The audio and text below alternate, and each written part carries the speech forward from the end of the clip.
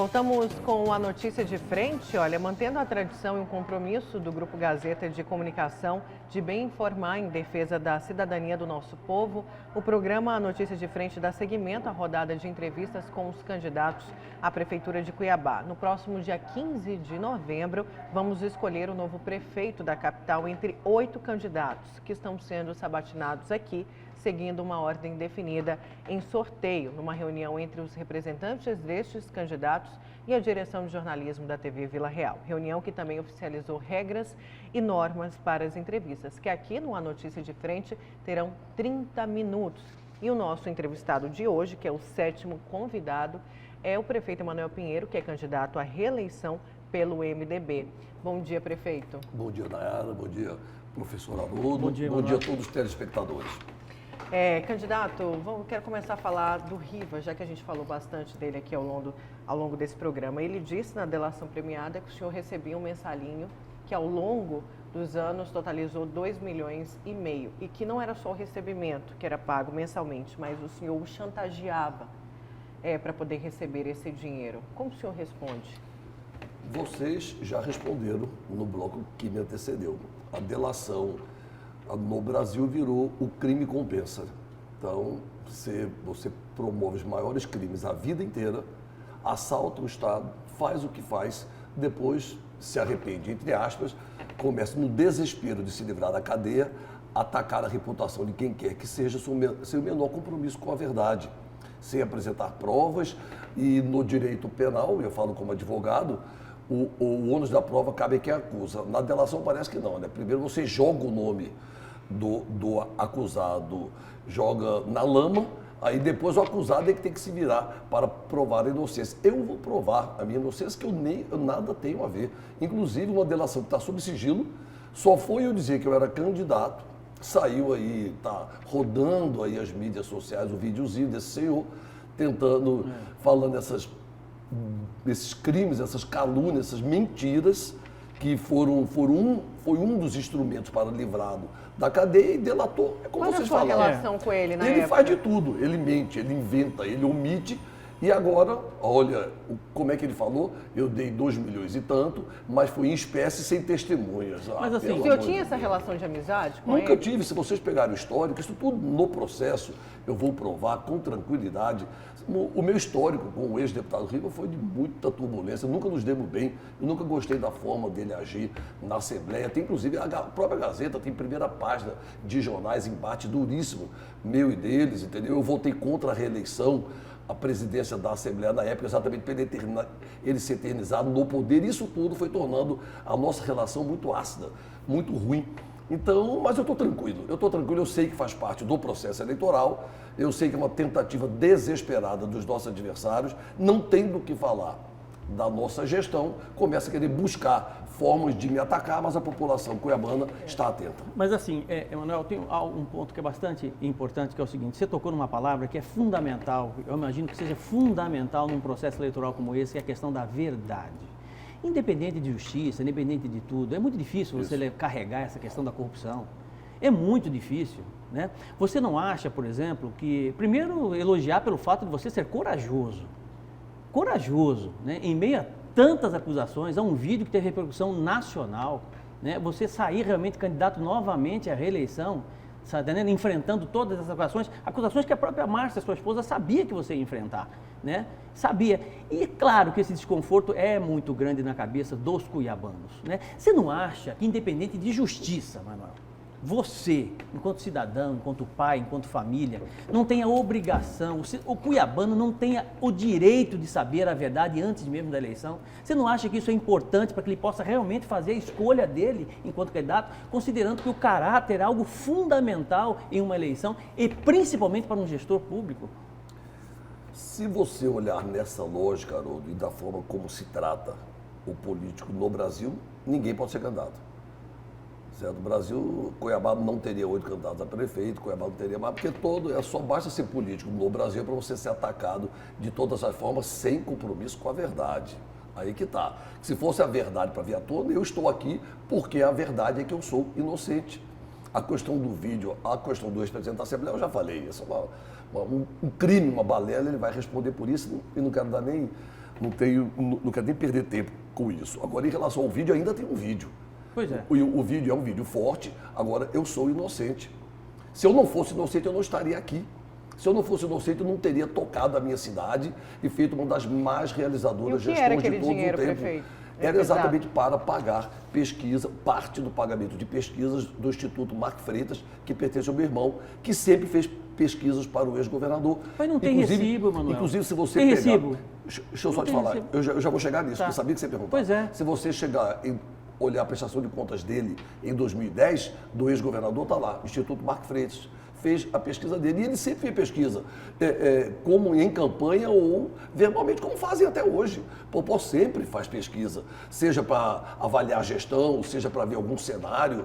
Isso aí você faz verbalmente. Você quer contratar uma pesquisa com ele, você faz. Pois é, entendeu? mas... Então, era uma dívida. Meu irmão estava passando por um apuro financeiro muito grande e eu só queria que eles não brigassem, que eles se dessem bem, porque eu era um deputado da base, tinha sido suplente, assumi desde o primeiro dia do mandato até me efetivar e eu não queria briga. Eu estava querendo proteger o meu irmão, que estava com uma dívida, estava passando um momento muito difícil.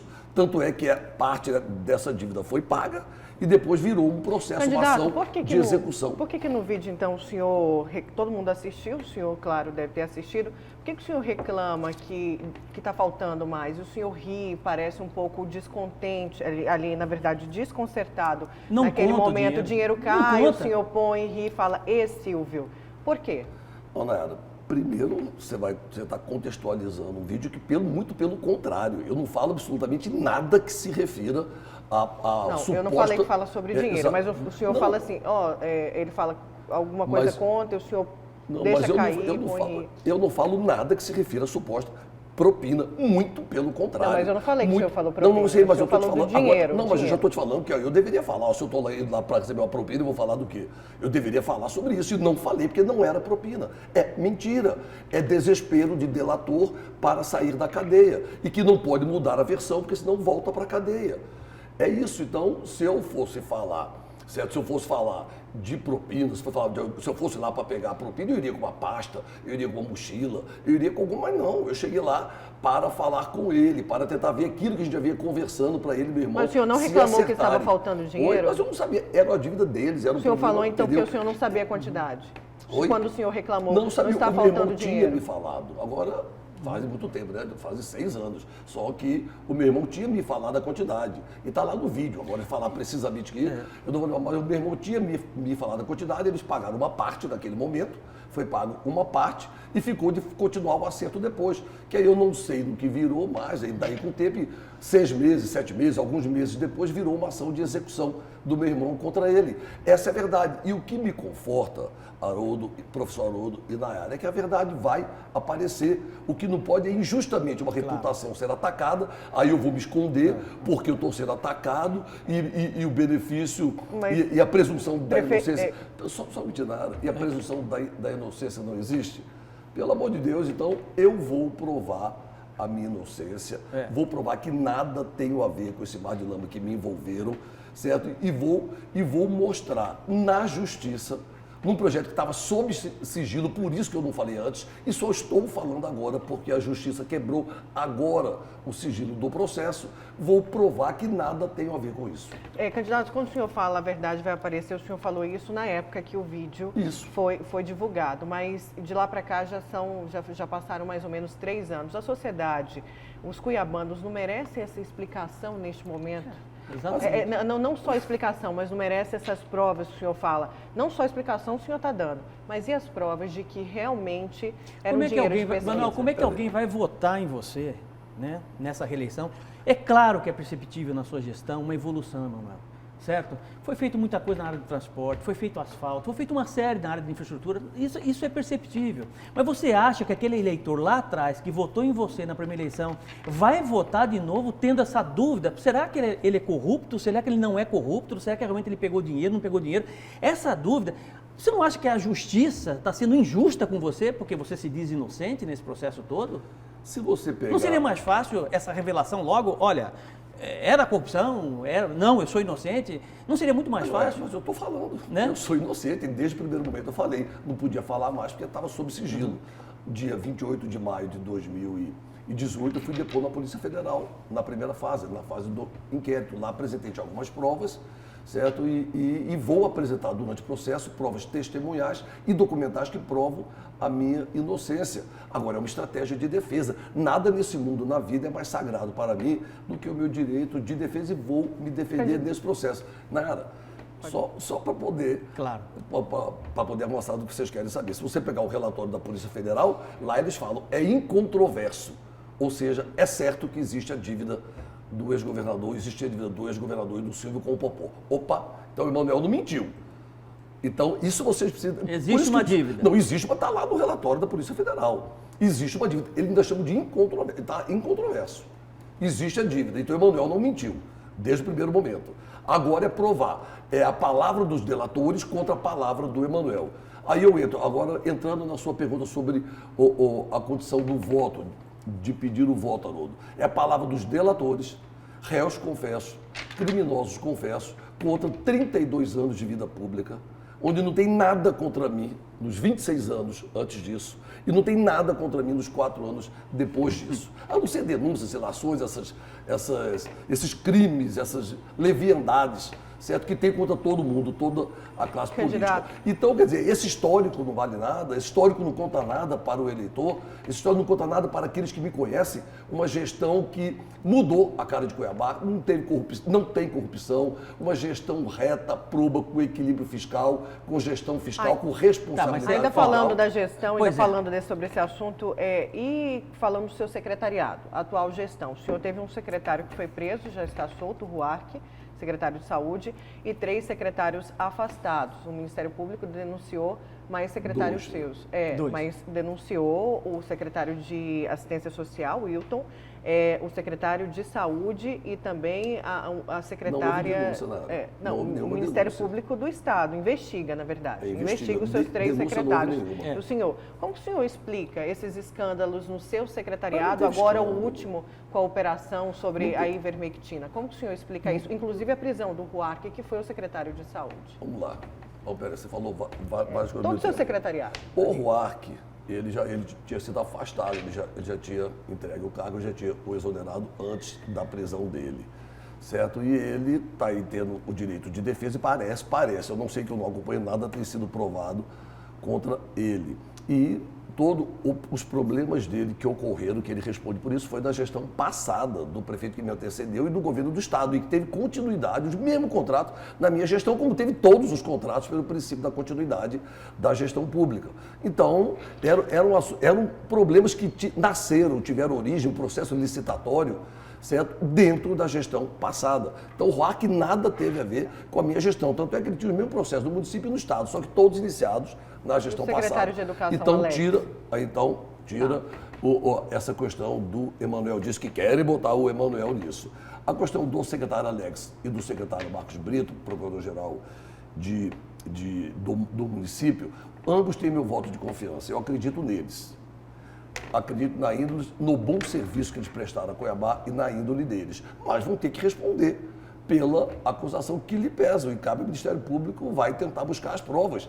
Então, eles estão sendo condenados antecipadamente. Eu achei um pouco pesada, desproporcional, certo? A decisão para, enquanto se investiga, enquanto se busca a veracidade da suposta denúncia, certo? Se afasta um secretário e coloca uma vida toda em xeque, como está sendo colocado aqui. Mas, eu reitero, eles estão se defendendo, nada pesa sobre o prefeito, e diga-se de passagem, absolutamente nenhuma dúvida pesa sobre a idoneidade do prefeito, no geral e nesses casos em particular, e quanto aos secretários, eles vão poder provar na justiça a sua inocência, casos que sempre são comuns no Brasil inteiro. É um problema que eles estão enfrentando, como o secretário adjunto da Casa Civil, que foi preso dentro do gabinete dele, ao lado do gabinete do governador, recebendo propina. Eu vou chegar aqui dizendo que ele é culpado? Não, ele vai se defender.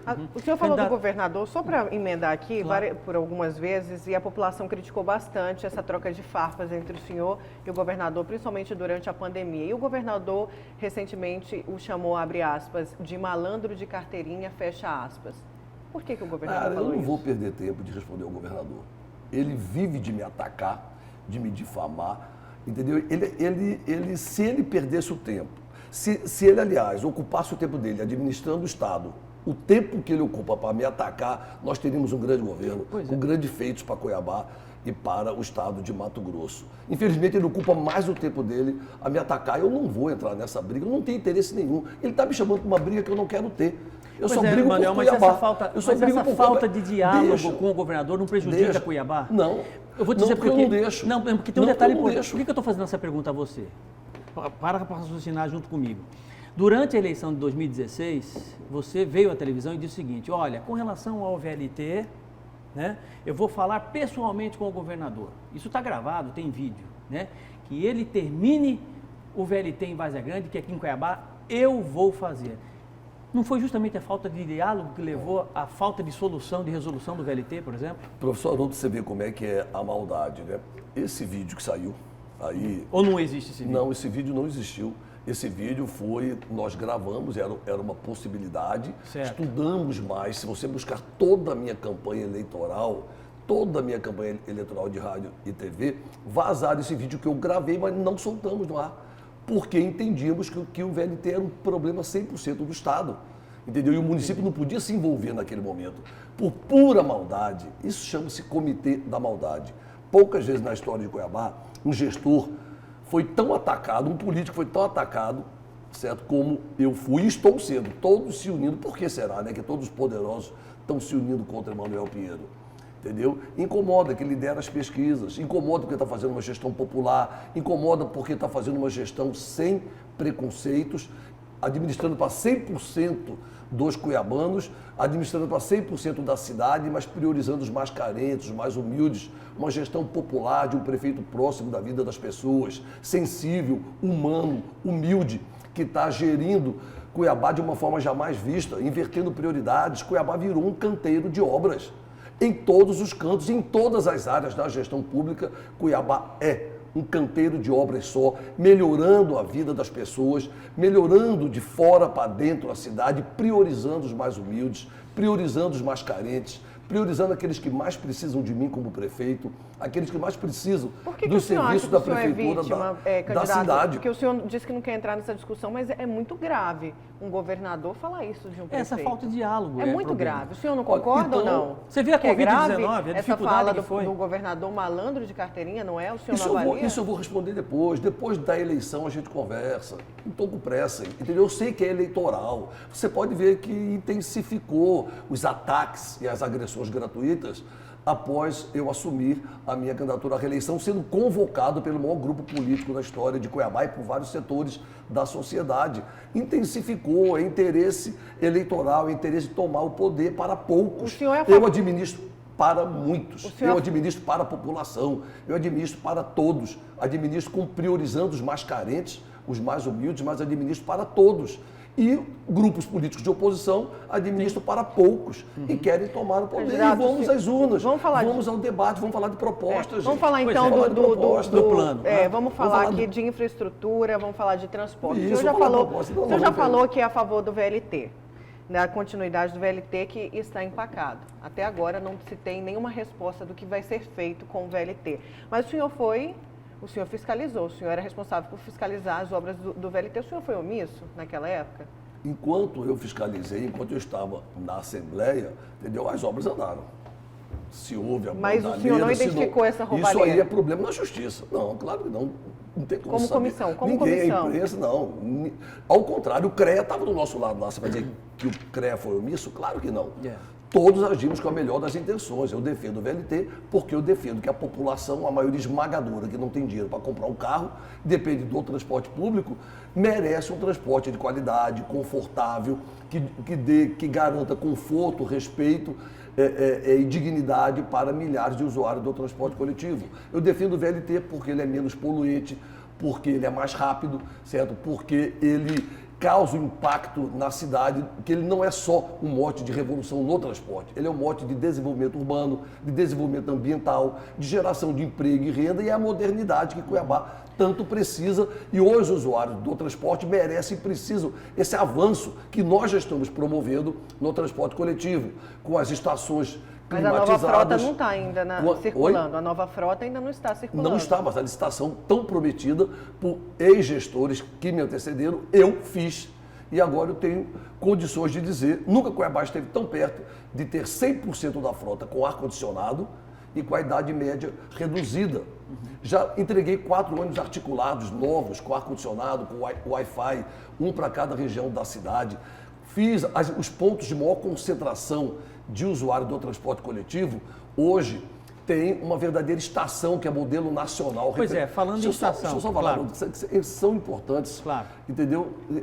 Que é a estação Alencastro, estação Ipiranga e estação Bispo Dom José, com energia solar, Wi-Fi, assentos para todos, exclusivo para idosos, gestantes e obesos, com espaço para pessoas com deficiência, climatizado 24 horas por dia, com televisão que diz em quanto tempo o seu ônibus chega. Tem mais 3 projetados no meu plano de governo para curto prazo, CPA1, CPA3 e Cochipó. Além da licitação do transporte que eu prometi e fiz, e agora preparamos a renovação da frota. Agora é responsabilidade da prefeitura, né? Porque tirou isso da licitação, essa responsabilidade das empresas.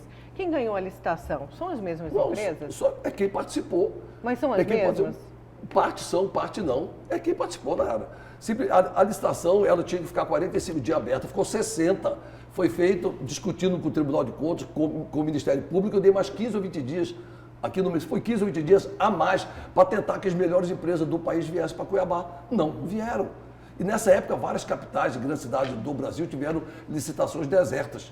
Vieram poucas empresas para cá. Parece que umas são as mesmas, outras são novas, não importa. O que importa é que foi uma licitação limpa, transparente, sofreu uma auditoria, um acompanhamento e uma checagem e rechecagem completa do Ministério Público e do Tribunal de Contas, e não teve um problema, uma judicialização. E preparamos agora a revolução no transporte coletivo, tanto na infraestrutura, aqui fora, além das estações, pode reparar, Haroldo e Nayara, eu estou mudando todos os abrigos de ônibus da cidade. Pois é, nesse ponto que eu gostaria de tocar. Para os bairros, tirando aqueles pau velho, aqueles ferro velho, retorcido, enferrujado, que era um desrespeito ao usuário, para ônibus, para abrigos de ônibus. Primeiro, que embelezam a cidade, moderno, bonitinho, que protege o cidadão com energia solar e com iluminação. Pois é, exatamente. Com e nesse energia ponto, solar e com iluminação para proteger o cidadão. Nunca um cidadão, principalmente o menos favorecido, foi tão acolhido, foi tão cuidado numa gestão na nossa capital. Uma gestão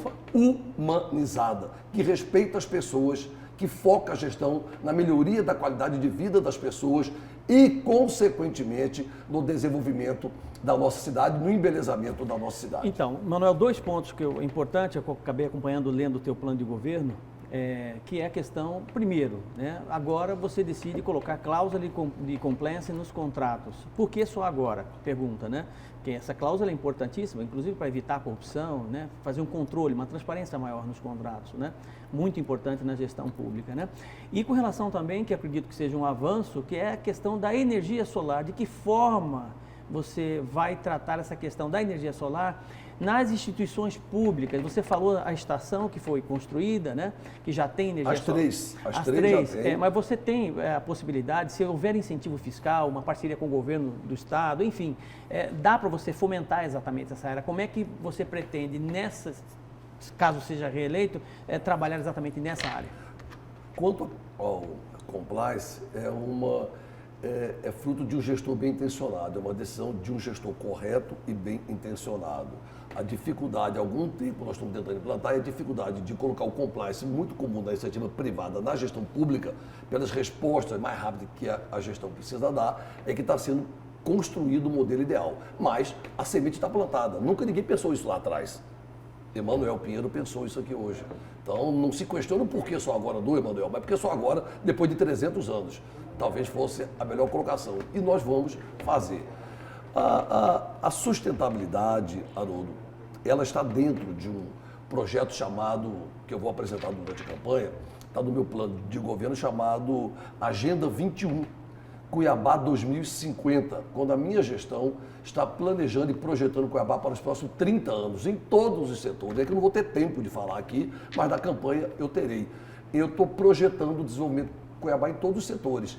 E esse desenvolvimento, Cuiabá 2050, a Agenda 21, que vai dar início no ano 21, para os próximos 30 anos. Cuiabá entrou no século XXI na nossa gestão, saiu da gestão feijão com arroz, da mediocridade de algumas gestões que me antecederam para essa gestão avançada, ousada, humanizada, onde a maior obra estruturante da história da capital está sendo feita, realizando o sonho de 200 mil pessoas, de mais de 50 bairros e uma região de baixa renda que se integra ao desenvolvimento da região. O contorno leste, ligando o Distrito Industrial a Cuiabá, Chapada e Manuel Pinheiro, não vai ser só a solução da mobilidade urbana e no trânsito, não. Vai ser a rodovia, a Avenida das Oportunidades, um novo corredor de desenvolvimento econômico e social da cidade. Então vai ser gerador de emprego e renda e vai valorizar uma região de baixa renda, uma região de uma população carente, dando um boom desenvolvimentista a uma região que estava esquecida em Cuiabá. Então, estamos fazendo 2 viadutos, já vamos entregar agora, dia 15, o Avenida das Torres, Juca do Guaraná Pai. Daqui a algumas semanas vamos entregar o viaduto Murilo Domingos, na Beira Rio. E essa Agenda 21, voltando à sua pergunta, Haroldo, dentro dela está a cidade sustentável, onde entra a energia solar, as unidades de ensino já têm um projeto piloto, está a Cuiabá Digital, a cidade inteligente, Prefeito. a cidade digital, a cidade moderna, certo? Então, e o desenvolvimento sustentável. Candidato, a gente queria falar um pouquinho de saúde, porque o tempo está curto, e a sua condução durante essa pandemia que foi extremamente criticada. O dinheiro da Covid, o senhor alugou drones, os drones com preço bem elevado, não surtiu efeito, segundo alguns técnicos falaram. E o senhor acha que usou bem esse dinheiro? Porque teve os leitos que não foram criados, aí depois foram criados. Houve uma falta de planejamento na condução desse dinheiro que veio para combater a Covid aqui? Porque eu vou voltar na questão. O governador disse que fez a Arena Pantanal porque o senhor não deu atenção nos bairros que o senhor deveria ter dado.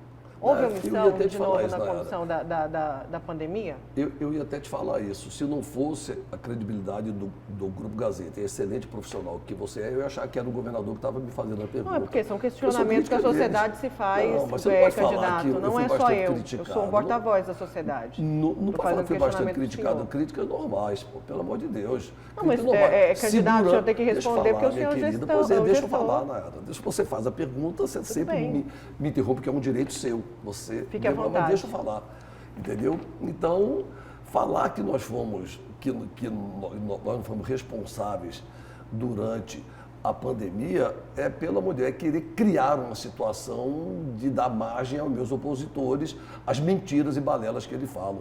Eu vou só para encurtar a conversa. Olha o relatório dos pesquisadores da Universidade Federal do Mato Grosso. Olha o relatório do Ministério da Saúde.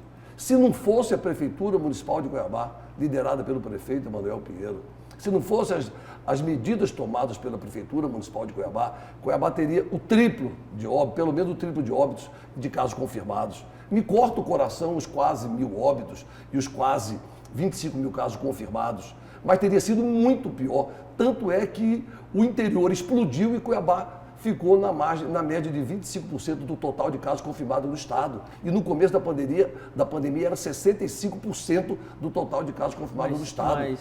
Hoje nós temos 32 milhões na conta do Covid, um dinheiro que primeiro reservei por honestidade, por seriedade e para não gastar levianamente. Ainda tem esse dinheiro na conta. Tem esse dinheiro na conta. Só para deixar claro que não foi eu que falei, tá, candidata? Foi o governador que desculpa, falou. Eu não quero ser injusto. Eu quis dizer para você que são os opositores que falam. Eu não quis, de hipótese alguma, falar de você que está acima de qualquer suspeita. Eu quis me referir a eles, porque eles que falam muito isso. Então, me desculpa se eu fui mal interpretado. Então, tem 32 milhões na conta, primeiro, por precaução, administrei com seriedade um recurso sagrado, pensando numa segunda onda, pensando em um segundo momento que a pandemia pudesse voltar com uma forma mais forte. Eu tinha que proteger a saúde e a vida da população. Então, administramos com rigor, administramos com seriedade, entregamos todas as ações, a mentira, a injustiça de tentar jogar a população contra mim, está aí. 135 leitos de UTIs exclusivos para a Covid-19 desde o primeiro momento que precisou. Cuiabá carregou e carrega nas costas a saúde pública do estado. Salvamos vidas não apenas da minha gente cuiabana, não, daqueles que moram e que vivem em Cuiabá, mas salvamos vidas de Mato Grossenses do estado inteiro, que é essa a missão da capital. Essa é a missão de Cuiabá, que é a mãe de todos os municípios, e aqui está a referência. Administramos os piores momentos com muita responsabilidade, seriedade e serenidade, porque enfrentamos a maior crise sanitária da história e o nosso equilíbrio. Candidato, nosso equilíbrio e responsabilidade garantiu evitar um mal muito maior, muito mais dramático para a população cuiabana. Só para não prejudicar o senhor, temos 1 minuto para as suas considerações finais. Fique à vontade. Então, Nayara, professor Haroldo, muito obrigado. Achei dinâmica e muito boa a entrevista, mas sobrou pouco tempo para as propostas. Eu estou aqui de forma transparente, pronto para responder a tudo, mas é necessário que a gente possa dar mais espaço para responder, para apresentar nossas propostas e as nossas ideias de uma gestão popular, democrática, de um prefeito que gosta de povo, de um prefeito que gosta de gente, de um prefeito humilde, que está em constante diálogo e interlocução com a sociedade, de um prefeito que vive nos bairros, na rua, conversando, olho no olho com o cidadão. Um prefeito que administra para 100% da cidade, mas prioriza os mais carentes e o menos favorecido. Essa mudança implantada em Cuiabá, desde que tomamos posse, primeiro já essas lideranças nas pesquisas internas, em todas as pesquisas, antes do tempo. Cuiabá equilibrado, Brasília com o governo fez estopa, número 15. Agradece muito a sua revista. Haroldo, gente, muito obrigada a Gisela Cigada e olha...